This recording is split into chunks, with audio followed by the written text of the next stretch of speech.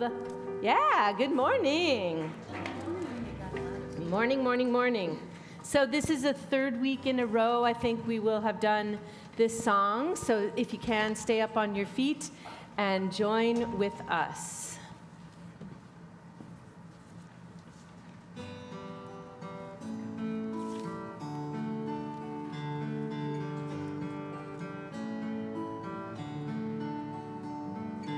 Lift us up, make our stand, let love triumph in our land. Lift us up, make us strong. Give us courage to right the wrong. America, our hopes and dreams are truly all at stake. Let not the hate divide us. Let not our spirits break. Let not our courage falter. Let not our bravery fail. Let unity bring victory. Let love prevail. Let me hear it. Lift us up. Make our stand. Let love triumph in our land. Lift us up. Make us strong. Give us courage to right the wrong. Lift us up. Make our stand. Let love triumph in our land. Lift us up. Make our stand. Let love triumph in our land. Lift us up. Make us strong. Give us courage to right the wrong. Lift us up. Make our stand. Let love triumph in our land. In our land.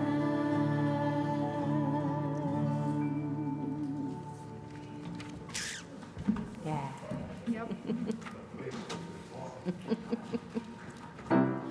Yeah, ready? 1, 2, 3, 4. 1, 2, 3, 4.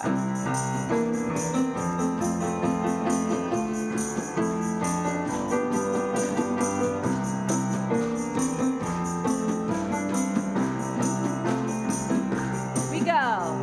If is to be, if is to be, if it's to be, it's up to me. Let's do that again. If it's to be,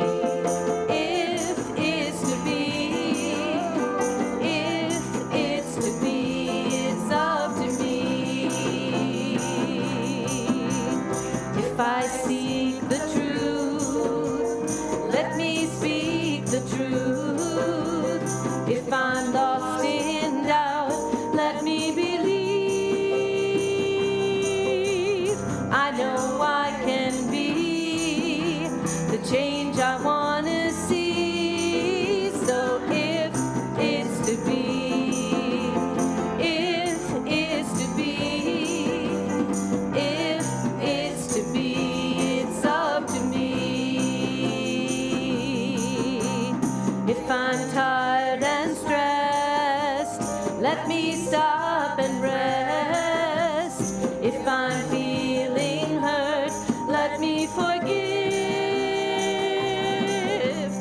I know I can be the change I want to see. So if it's to be, if it's to be, if it's to be, it's up to me.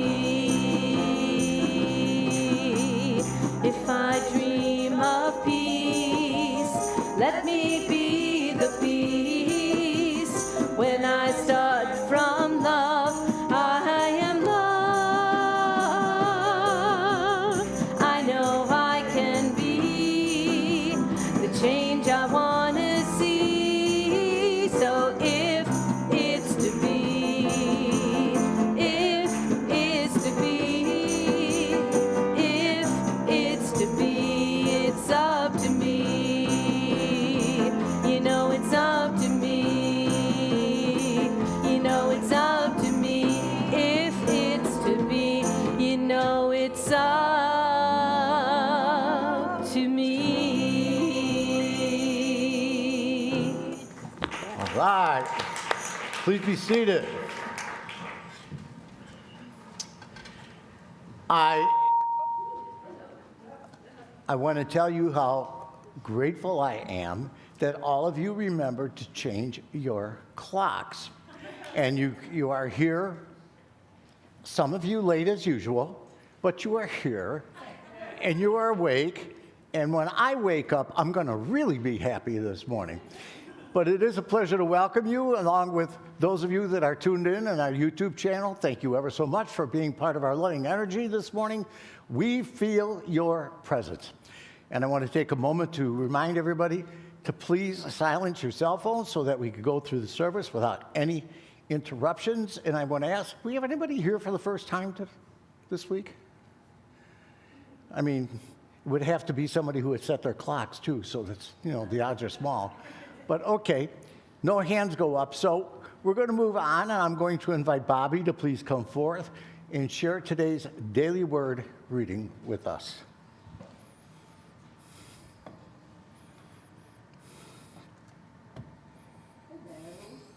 Good morning, everyone.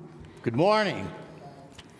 Yeah, so we are so glad you chose to be with us today and bring your feminine energy, both our female and male congregants. So today's daily word is divine feminine. I bless the divine feminine in myself and in all others. Today is International Women's Day, a time to celebrate women's achievements across societies and cultures. It is also a time to celebrate the divine feminine, which blesses all people. When I honor the divine feminine, I am recognizing God as love, compassion, and understanding, aspects that are present in everyone. The world is blessed by the contributions of those who embody the divine feminine in their words and actions, from the steeliness of protection to the softness of comfort and nurturance. I give thanks for the girls and women in my life as I lift up and celebrate the divine feminine in its many expressions. I affirm that divine feminine awakens and expands in my heart and blesses and prospers all life.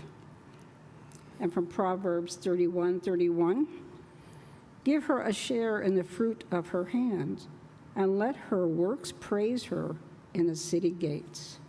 I will be your prayer chaplain after the service. I will be up front. If anyone has any prayers of joy or concern, please join me and we will hold sacred space together.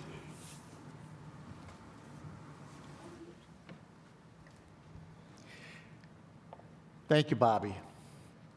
Before we move into our Spirit's Unfolding Vision prayer,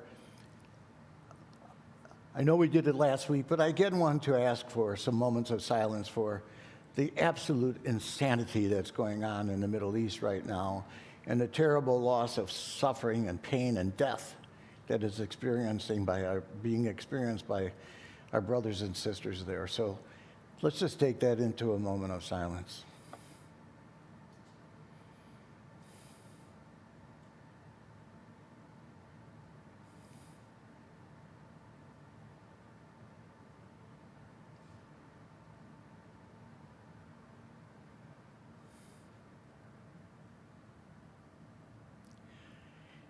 And then that moment of silence is a perfect lead-in for us to pray the Spirit's unfolding vision prayer. So please join me now in doing that. Guided by divine wisdom, inspired by divine imagination, centered in divine love, and knowing that God is our source, we boldly move forth in faith as we allow Spirit's expanding vision to unfold in our lives, the life of the spiritual community, and our world. Thank you, God. Amen. And now, please return to your feet and join in singing and praying the Lord's Prayer.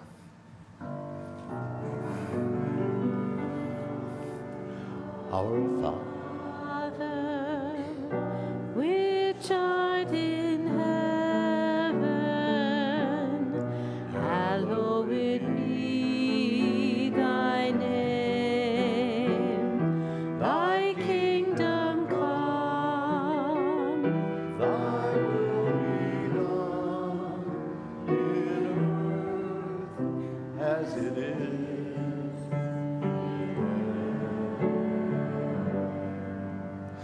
Give us this day our daily bread, and forgive us our debts as we forgive our debtors.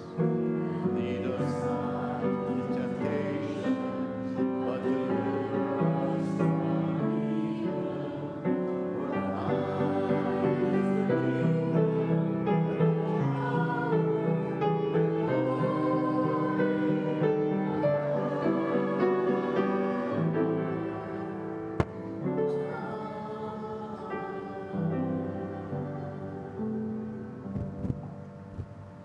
Please be seated. We move now to that special time of service where we get to bless our children. So I invite our children and their teachers to please come forward so that we may do that.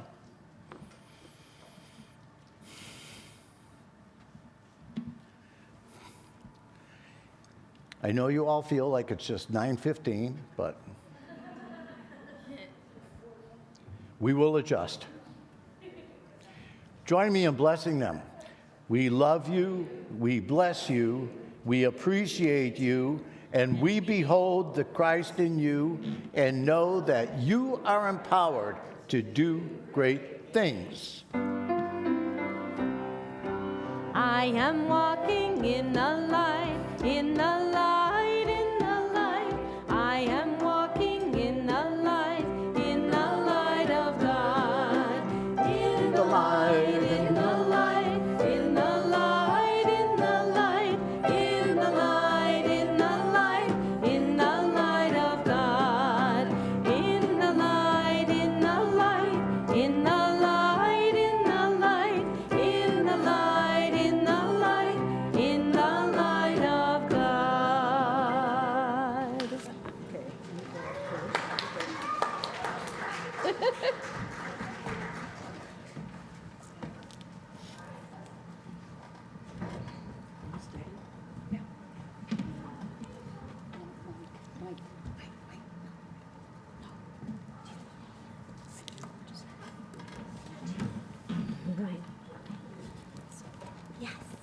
Right. So as was mentioned, today is International Women's Day, so we're honoring that with two songs from the musical Suffs, and we have two guests today. This is Sam Porter and Laura Castor, who are going to be our soloists. Yes, welcome.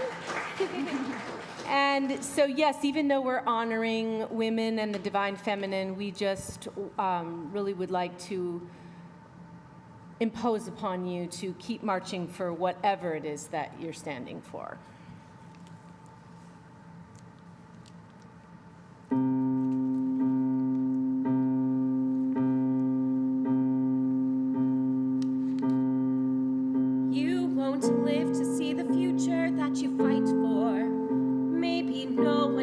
to reach that perfect day.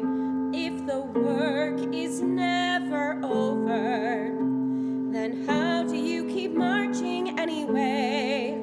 Do you carry your banner as far as you can, rewriting the world with your imperfect pen, till the next stubborn girl picks it up in a picket line over and over again? And you join in the chorus of centuries, chanting to her, the path will be twisted and risky and slow, but keep marching, keep marching. Will you fail or prevail? Well, you may never know, but keep marching, 'cause your ancestors are all the proof you need that progress is possible, not guaranteed. It will only be made if we keep marching on. Keep marching on. Keep marching on. Keep marching on. Keep marching on. And remember every mother that you came from. Learn as much from our success as our mistakes. Don't forget you're merely one of many others on the journey every generation makes. We did not end in justice, and neither will you, but still we made strides, so we know you can too. Make peace with our incomplete power and use it for good, 'cause there's so much to do. The gains will feel small and the losses too large. Keep marching, keep marching. You rarely agree with whoever's in charge. Keep marching, 'cause your ancestors are all the proof you need that progress is possible, not guaranteed. It will only be made if we keep marching on. Keep marching on. Keep marching on.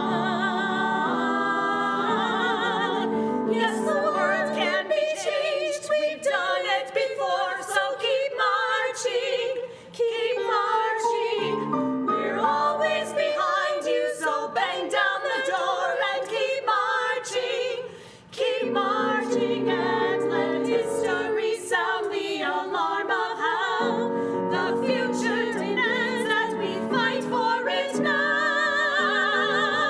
It will only be ours if we keep marching on. Keep marching on. Come on, keep marching, marching, marching. Come on, keep marching, marching, marching. Come on, keep marching, marching, marching. Come on, keep marching, marching, marching. Come on, keep marching, marching, marching. Keep marching on.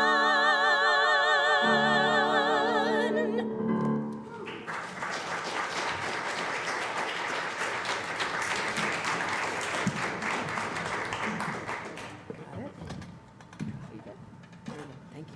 Of course.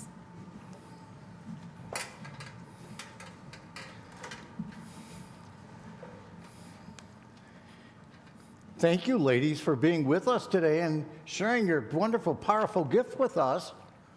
And to the entire music team, what can I say? I love you guys. You guys are outstanding. Pardon me? Top that, will you? Yeah, right. Well, okay. So I shared with somebody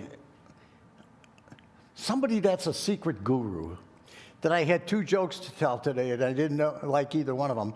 So I said, pick one. And I got divinely inspired as to which one I'm going to share. And it's all about a movie production that was taking place.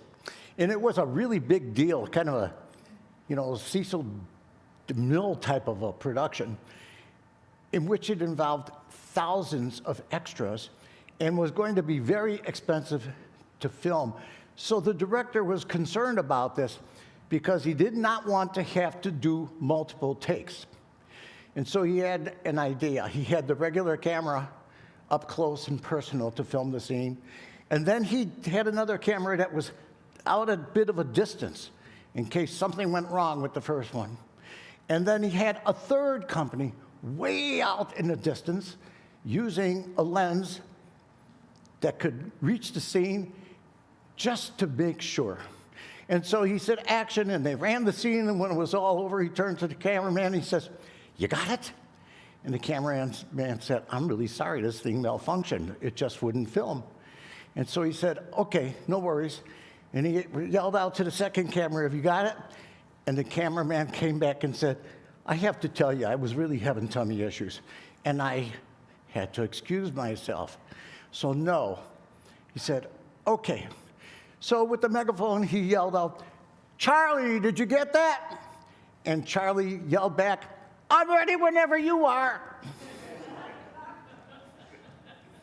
Told you it wasn't funny.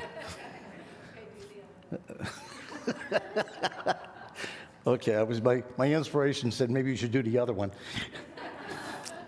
But we won't do that. Our topic today is we know not the hour. And so we're going to talk about not knowing when, really good things, special things, life-changing things might come at us. And we're going to talk about preparedness and readiness. And so we all remember as kids, right, when we played hide and go seek, in which we'd go into the corner when it was our turn, you know, when we would blind our eyes and say, count to 10 or 20, whatever it was, and say, "Ready or not, here I come." And probably the single most significant human experience that relates very much to what we're talking about today is pregnancy. And so any woman that has ever carried, and not just the women, but even the men in the situation, as the moment is pending, but we really don't know when exactly it's going to happen. And so we deal with all kinds of enthusiasm and excitement and angst and everything that goes with it. We've done all of the preparations, you know, especially for the firstborn. That nursery's all been set up and the crib is ready and, you know, the decorations and all of the beauty. And we wait and we wait until the time comes. And I remember when waiting for my first daughter and my second daughter too to come, I had that tank of gas, you know, filled to the brim, just ready to go.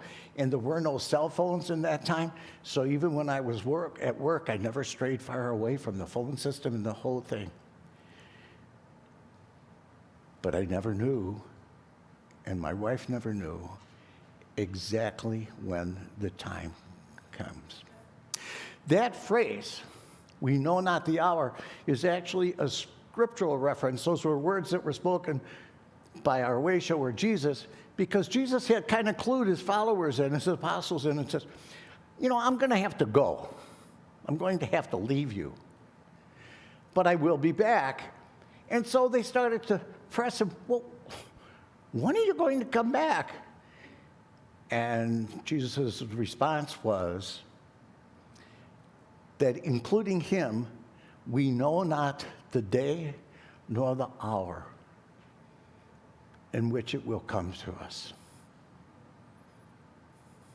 In the very early Christian church, there was an assumption based upon that gospel message that was going to happen very, very soon, that Jesus was going to return very, very soon. So there was even a kind of a consciousness that crept in that said, you know, there's really no sense in getting married here and making plans and all this kind of stuff, because Jesus is going to come back and the whole world is going to, you know, just change dramatically. We know now, over 2,000 years later, that they didn't understand.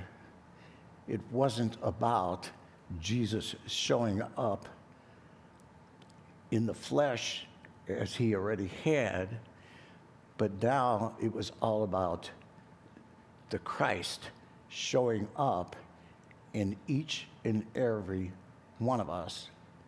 And so it continues as we're sitting here. We really do not know the hour. So there should be some sense in us of anticipation.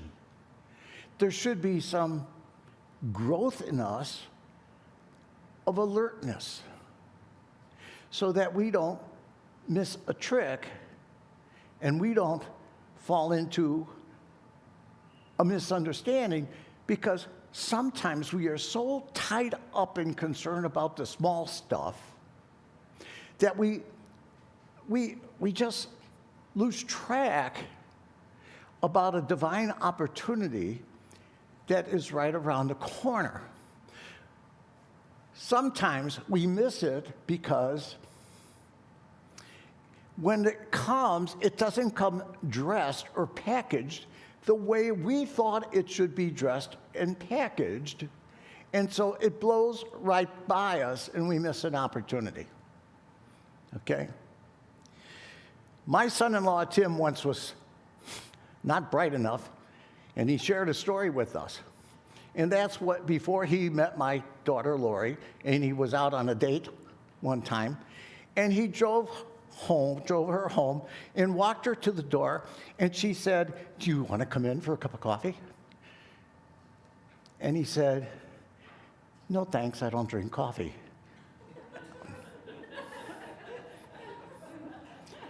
And he shared that he was halfway down the block when he gave himself a... He really caught that from his sons, who said, "Really, Dad?" We have these preconceived notions about what it's supposed to look like, because what we are trying to do is to fit it into our world, which is anything but permanent. We've tried to fit it into our cultures and, well, just the way we expect things to look when we climb out of bed in the morning. And sometimes it happens and we sleep right through it. And sometimes it happens and we actually recognize it. And then we say, "Nah, timing is not good. Not good." I mean, there was even an example of this in the Gospels when, at the wedding feast at Cana, when they ran out of wine, and Jesus' mother says, "Hey, they're out of wine." And his response is, "Well, what's it got to do with me? It's not my time." But in that particular instance, the feminine intuitiveness took over, as represented by the person of his mother Mary, but was actually had to come to him in order for him to move and to do something about it.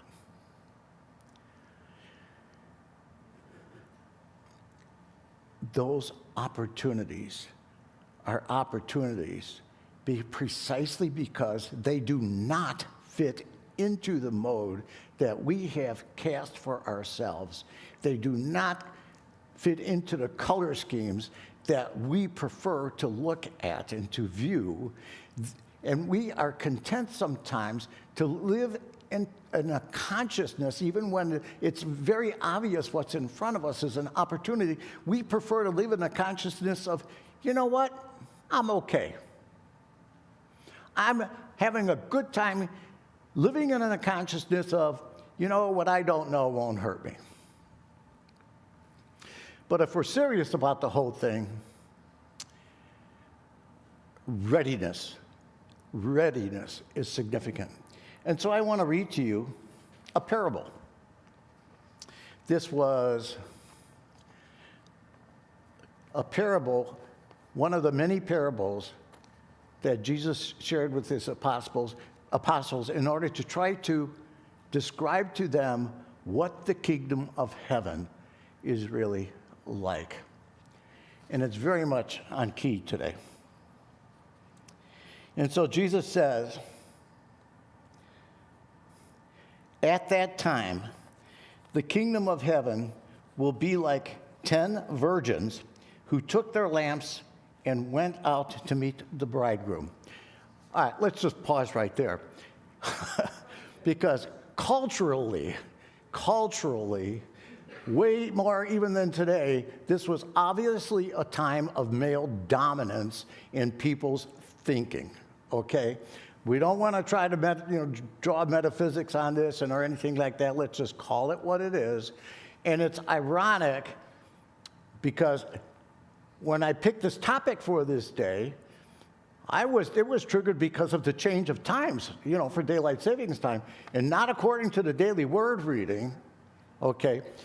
So let's just get that, call it what it is. This was sexism. When I first reread it to prepare this talk, I thought it was all about another episode of The Bachelor, for gosh sakes, But, so let's try to put that behind us a little bit. So it goes on to say, 5 of them were foolish, and 5 were wise.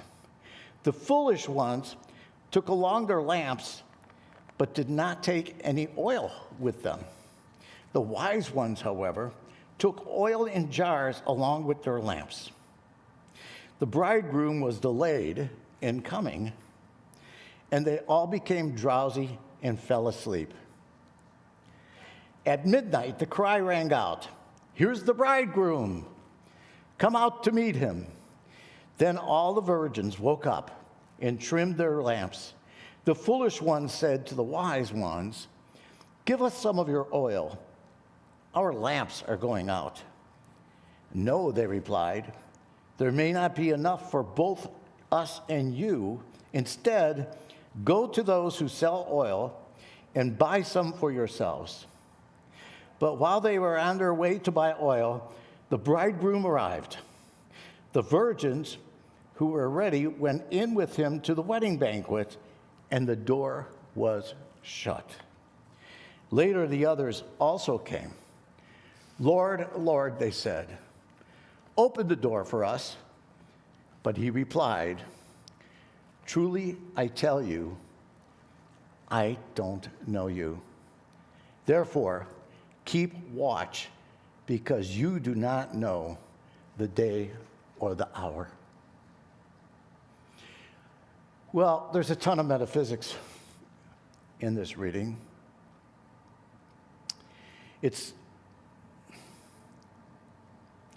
The bridegroom obviously represents the Christ, not Jesus the person, but Christ awareness, Christ consciousness, the awareness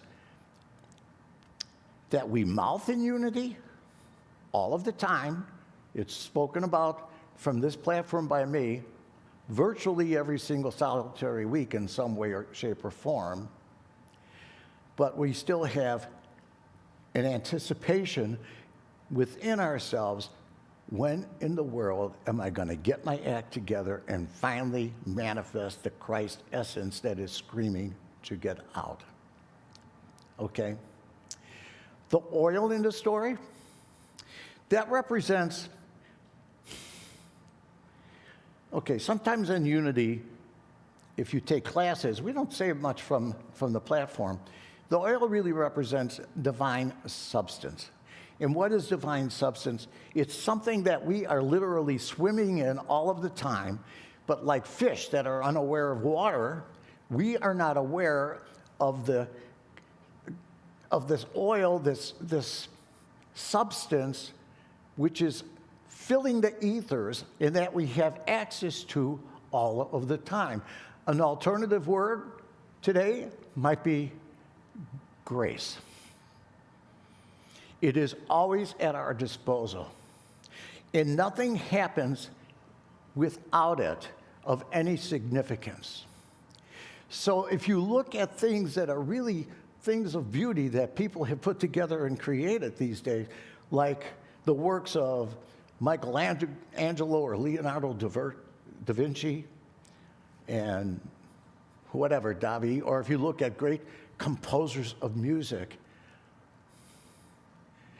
what happened from them did not stem strictly from their heads or their brains. They stemmed from their heads and their brains and their heart and their being in conjunction with and being able to have the wherewithal to tap into the oil, to the grace that is always provided for us.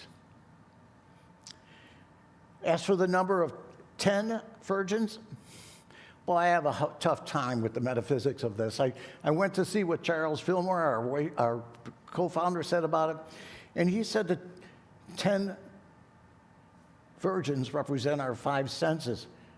And I said,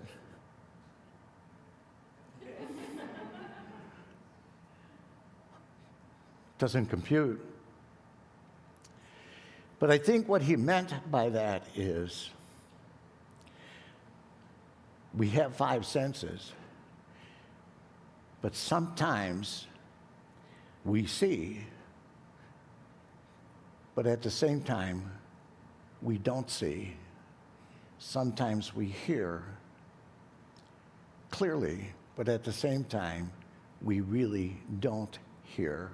And sometimes we touch, but we're really not fully grasping. And on and on and on it goes.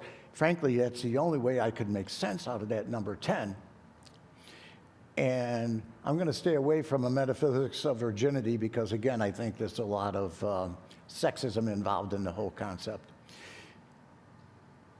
But it's all about preparedness. The message is all about preparedness.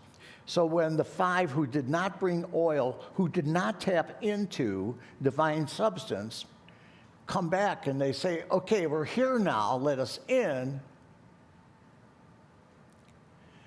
the moment had passed, and the word they got was, I do not know you, because in the kingdom, there's not an expectancy, or it's not an environment in which recognition of somebody is predicated upon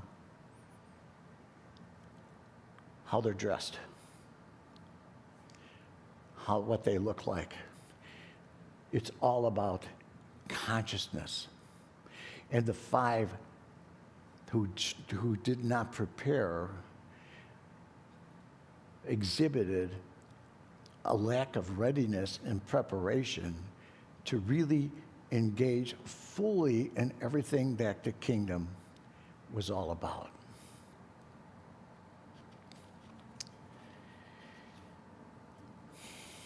You know, opportunities are not broadcast to us. There are no, at least most cases, except for maybe rare cases, there's no trumpet blasts saying that the bridegroom is about to arrive. And the reason this all ties in with a spiritual consciousness is because it comes to us in many ways in a very subtle way. In an unexpected way, a way that sometimes might seem entirely foreign to what we might expect it to be and what we might expect it to look like. So maybe it comes to us to a realization, I've held a grudge against this guy for 37 years. Maybe it's time. Or I've been not forgiving to somebody close to me. My spouse, for example, had done, and I've not let it go for God knows how long. And there's an intuition then that comes to us on a different level than our senses, and maybe it's time to do something about it. And maybe it comes to us in a diagnosis that is really not a welcome diagnosis, but it has the effect of shaking up your world. And maybe at those moments, we learn that if I'm not going to embrace the kingdom that's right in front of us, in front of me, now, when? And so maybe it comes something so incredibly subtle as a stranger out of the blue, just giving us a smile, or hearing the laughter of a child, or whatever. Because the drama that takes place is not fed from the outside in. The drama that takes place, the significance that takes place, the power that takes place, the love that unfolds starts within, in an embrace of something that I believe each and every one of us has known from very, very early on in our lives. Notwithstanding the experiences, notwithstanding the feedback from the world, notwithstanding the input from loved ones or anybody else, I am significant. I am incredible. I am marvelous. I am precious beyond words. And the only justification I have for making those affirmations and those claims is because I was born.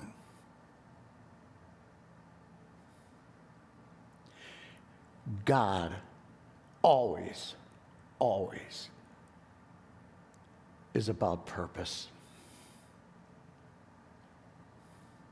And we might feel that the time is not right,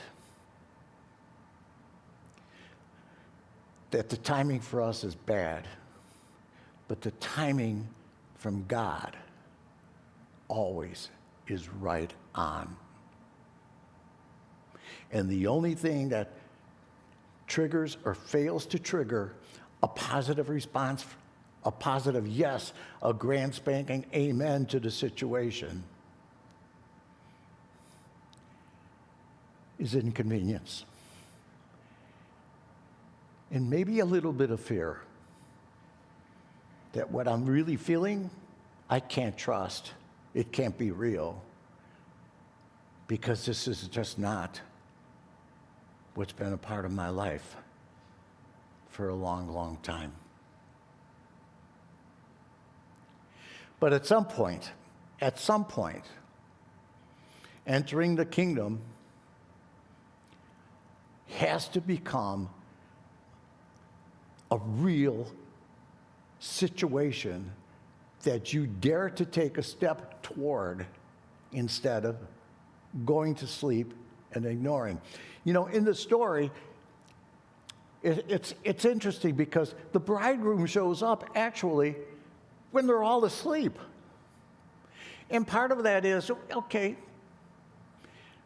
good things sometimes come from sleep, because all of the noise and all of the bothers and all of the rigmarole are shut down when we're sleeping. And so maybe that's a time that's really ripe.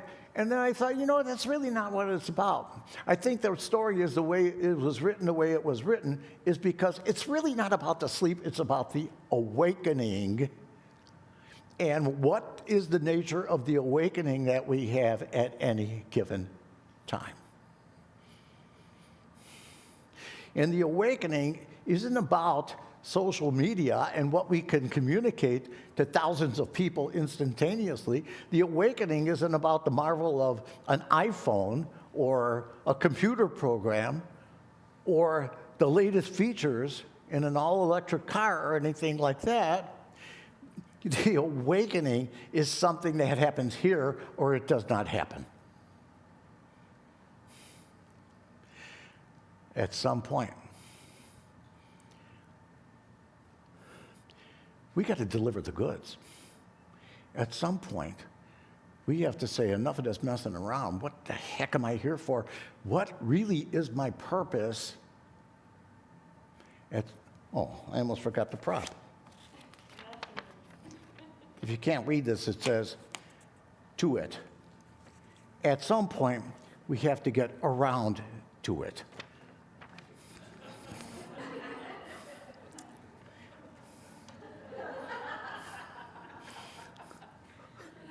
Thanks, Susan. I think they liked it. I think so. You know, we could drive ourselves nuts examining every single moment of our lives. It's an intensity and requires an endurance and a stamina that is really, really, really, really difficult.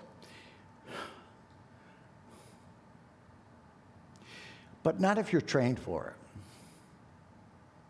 You know, people who run a marathon, they don't wake up some Saturday morning and say, yeah, I'm going to go downtown and run 26.2 miles today. It's a rigorous training that requires an unbelievable commitment on the people that engage in it.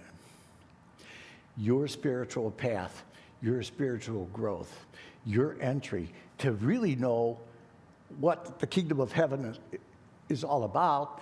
And at this point, we can only guess what it's about, and we have a lot of hints based on our experiences that we really have had in terms of loving and being loved. But we can only make that experience fuller if we really work at it. Your mind can play tricks on you because as soon as that you start to embark upon this path of readiness and preparedness, the brain kicks in and says, I'm going to remind you about the agenda that we have previously decided on, and we are going to stick to it no matter what. And so we allow ourselves, we participate in the activity of becoming distracted. It is not something that happens to us. It is something that we decide is what we want to do, because I can stay at home and watch TV, and I could, convince myself that it is in fact a type of drug, but it's not a drug that heals. It's a drug that distracts us from what we have to do or be in order to become healed. I wish that I could give you a step-by-step approach about what to do to make ready and to prepare yourself. And books have been written about it. But ultimately, your discovery about what the path should be and what steps you can take can only go by journeying deep within yourselves. Because what would be written as an exercise of preparation for you is going to be different than it is for you and you and you and you. And it's true not just for individuals, but on a collective basis as well. What difference we are going to be able to make in the world is going to be very much a function of our collective consciousness and our collective preparedness. What is the reason for getting up on a Sunday morning, especially a Sunday morning in which they change the clocks on us, and coming together here, if it's not about sharing our oneness with one another in a way that will inspire us to internalize, if we can, what it's all about and what is ours to do. And that's why we go into prayer and meditation, and that's what we are going to do right now. We're going to finally get around to it.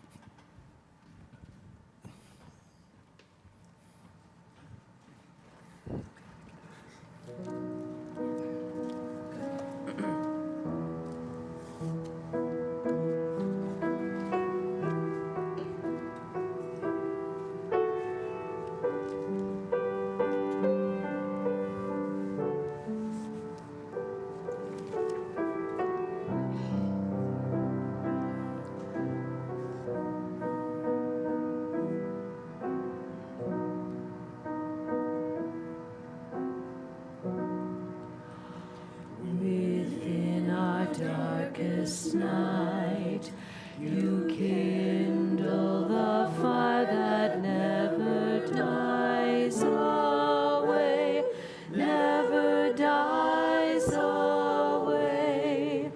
Within our darkest night, you kindle the fire that never dies away, never dies away. Within our darkest night, you kindle the fire that never dies away, never dies away. Within our darkest night, you kindle the fire that never dies away, never dies away.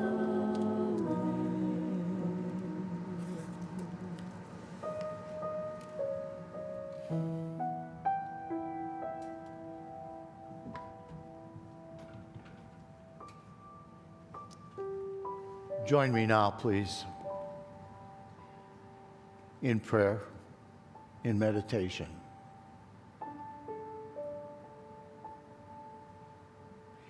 There's a preparedness for this exercise, which is really important. Don't bring anything along with you. I really, really urge you to empty your thoughts in order that you could make room for new thought, new awareness, a new consciousness as we move into the silence.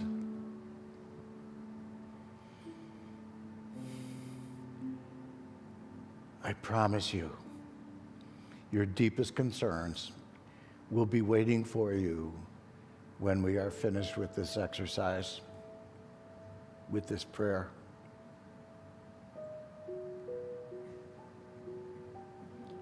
And I promise you, to the extent that we're willing to go into the silence, to the depths of the silence, to the depths of our own being,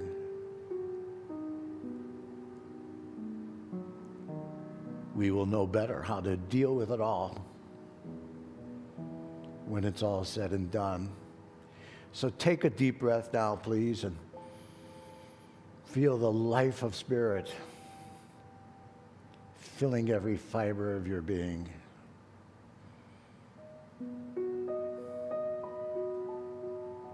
And you expel that which has become waste. And you move forward, and you allow yourself to build a chant, a mantra, with every single breath that you take.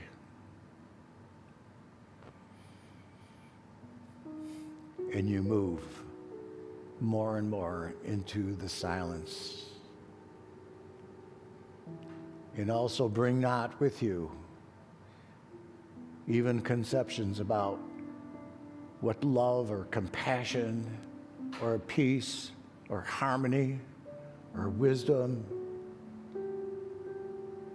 Don't dress it. Leave all those preconceptions also aside. And just really invest in the nothingness. Really invest on an open, clean slate.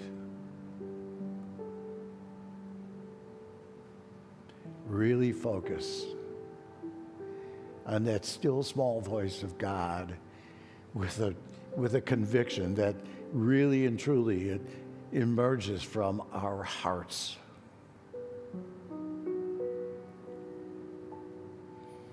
And so, with that level of preparedness, I invite you now just to dwell in the silence.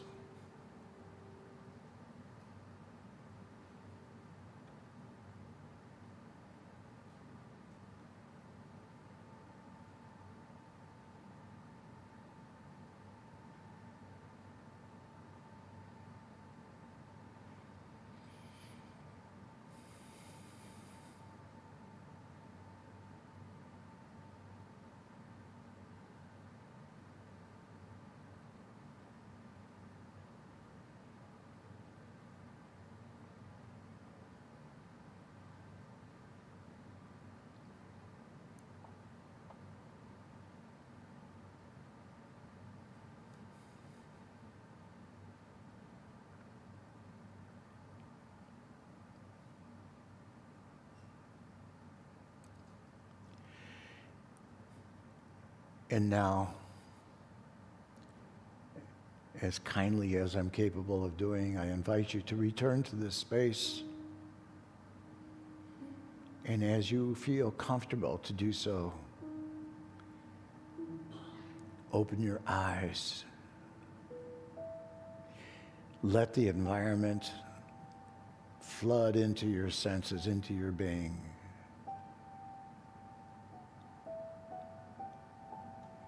Allow yourself not to see the beauty, but to feel the beauty. Allow yourself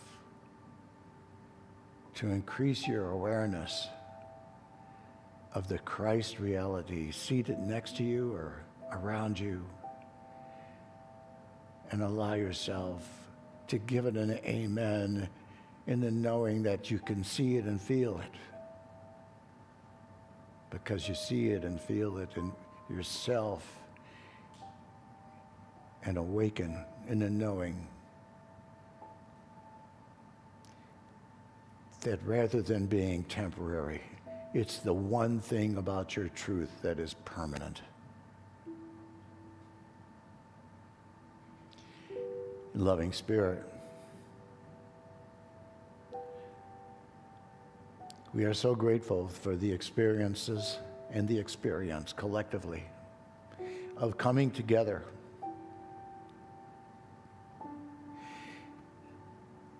and developing a knowing that we may not know the hour, we may not know the day, but there is within us a knowing that a growth that moves us into the kingdom is imminent for each and every one of us. And we may skip a beat here and there, but we sit before you this morning with a resounding yes, a powerful amen to the whole picture. We are ready. And so it is. Amen.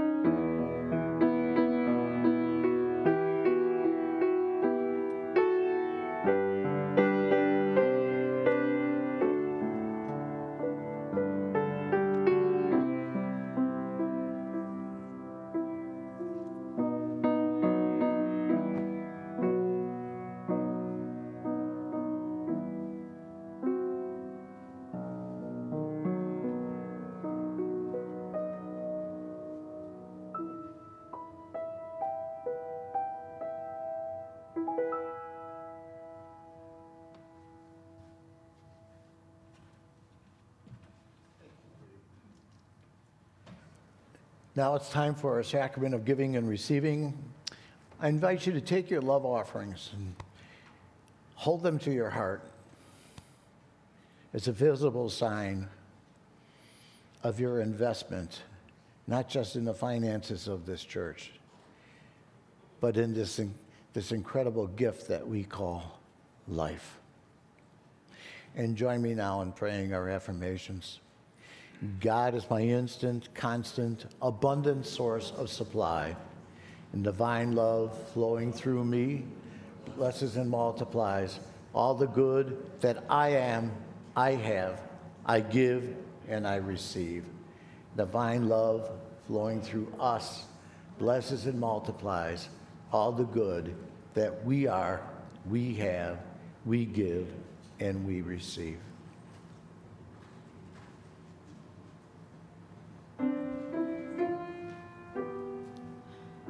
Let Mother vote. Just hold your fury in. Maybe Carrie's right, and that's the only way we win. She sounds just like my father. Please, Alice, have some sense. Don't you know that no one likes a girl who's too intense? Don't get so defensive, Alice. Don't be so aggressive. Settle down, you're too obsessive. I've heard it many times before, but I don't want to hear it anymore. I don't want to have to compromise. I don't want to have to beg for crumbs from a country that doesn't care what I say. I don't want to follow in old footsteps. I don't want to be a meek little pawn in games they play. I want to march in the street. I want to hold up a sign with millions of women with passion like mine. I want to shout it out loud in the wide open light till our generation has made things right. Yes, I want to know how it feels when we finally finish the fight.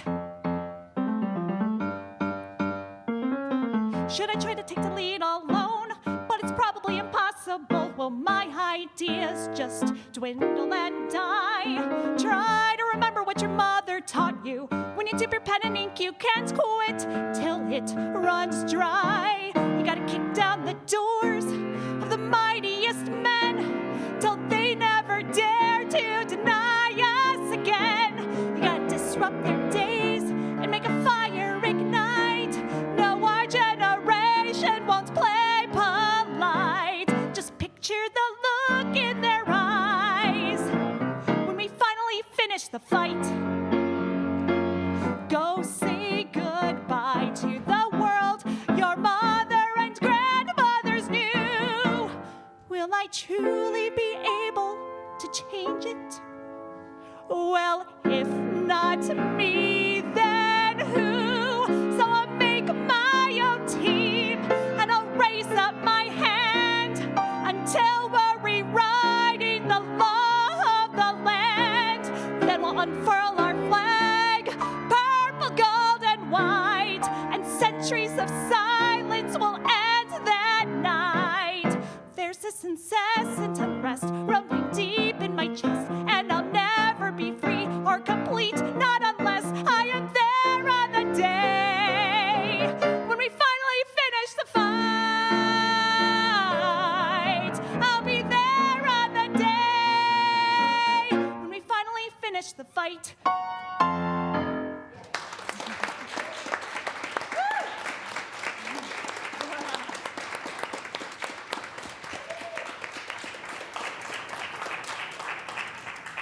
Laura, thank you for the passion and the conviction in which you shared your gift. That's just absolutely wonderful. We do have some announcements, I think. A week from today, Daniel Nahmod returns. I really ask you to support this concert.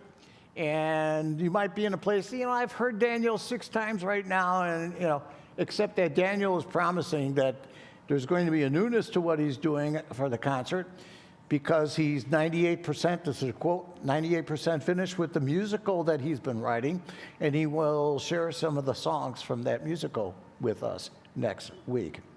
So it's scheduled for 1 o'clock in the afternoon. He will also be doing the service that day. And we could have something to eat and then come back up and enjoy the concert. Please, please do it. If anybody wants to come to the concert but is strapped financially, just come and see me. I don't want anybody to not attend because of that reason.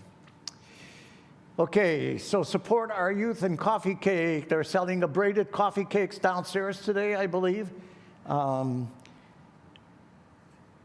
youth program is becoming more and more active and showing more and more muscles, and this will help send the kids to retreats and programs. In a lot of ways, it's very, very, very important. And then the women's group meets today. So that'll take place up here, right? In the adult ed room? Glad I asked. That'll take place in the adult ed room, so after you grab your coffee and a bite to eat, please show up there and be part of this. I do not have any more details because I don't have a written copy for this. Sorry. Okay. Irish Feast next Sunday. We will, in anticipation of St. Patty's Day, we will continue the tradition of corned beef and cabbage, so you absolutely want to be here. No fare just coming for the food. You got to come for the service too, by the way. Okay, just to make that clear. And do you have any more, Susan? Okay, I also want to announce that the healing service is scheduled for this Friday, the Healing and Wholeness service. This is a really special service that is put on by people from our music team and our prayer chaplains. So that'll take place at 7 o'clock this coming Friday. I think that covers all of the announcements. And so with that, I want to invite you to please return to your feet, turn to the person next to you or across the aisle, and confer upon one another our congregational blessing. Remain standing for our prayer of protection and for our peace song. Let's bless one another. We love you, we bless you, we appreciate you, and we behold the Christ in you and know that you are empowered to do great things. In our prayer of protection, the light of God surrounds us, the love of God enfolds us, the power of God protects us, and the presence of God watches over us. Wherever we are, God is, and all is well.